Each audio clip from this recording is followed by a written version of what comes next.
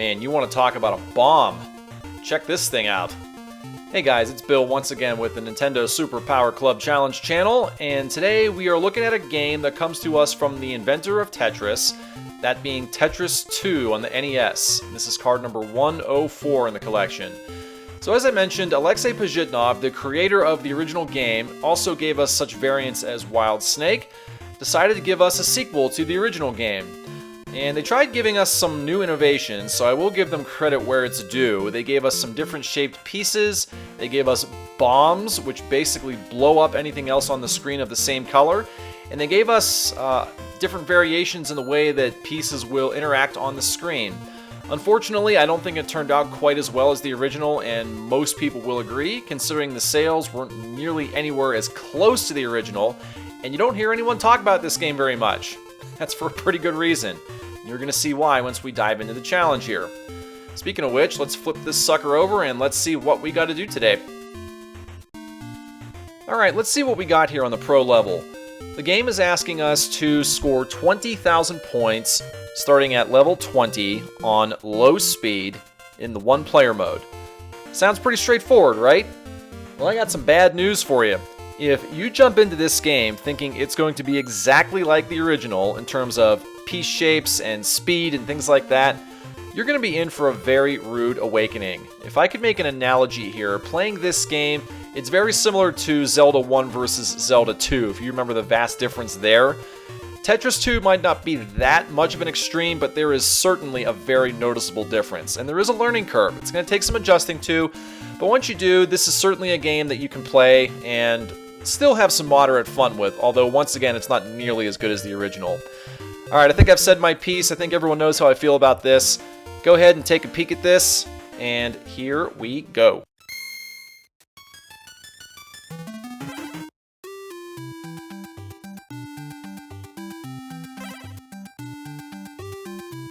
Okay, so I have a few talking points I want to get through, and then I'll let the rest of the game speak for itself. So first thing you probably noticed is that there are different puzzle pieces as opposed to the original Tetris. The original shapes that we all come to know, such as the L block, the I block, and all the others, the plus sign, they're all there, but it also includes some different shapes you're not accustomed to, and those shapes are pieces that are not fully connected. There are spaces in between, such as the one that you're seeing right there in the next block. The interesting thing about it is that once a certain portion of it hits, the other portions of that piece can still be moved around and flipped and so forth, etc. And that's nice because it allows you to focus on multiple areas of the map at the same time. So that's the puzzle pieces for you. The other thing you want to take a look at, and see there's a really good example of it right there. The other thing you want to take a look at, I'm sure everybody's probably noticed this by now, is that there are flashing puzzle pieces at the bottom. Those are what are known as the bombs. If you manage to match 3 puzzle pieces of that same color, then the bomb will explode and it will destroy every puzzle piece with a black circle in that color. They will all disappear. So that's a nice thing, obviously, if you manage to match them.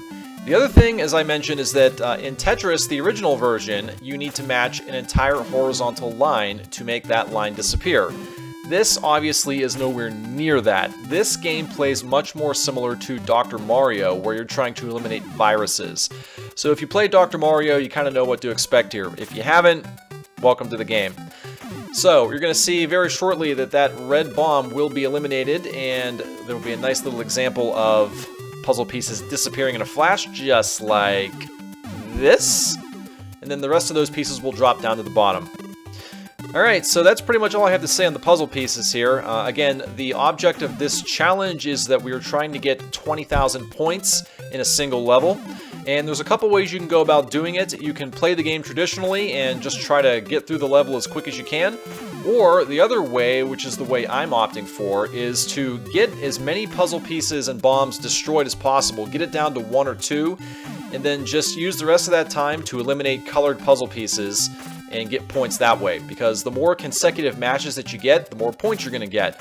So that's what I'm trying to do here. If you go to the next level, then you're going to have to go through this entire shenanigan all over again, and obviously you're going to have more bombs and more puzzle pieces to get rid of, and it's just, take it from me, I think it's a lot easier to work it this way. Just get it down to 1 or 2 pieces, and then play the rest of the game looking for points that way.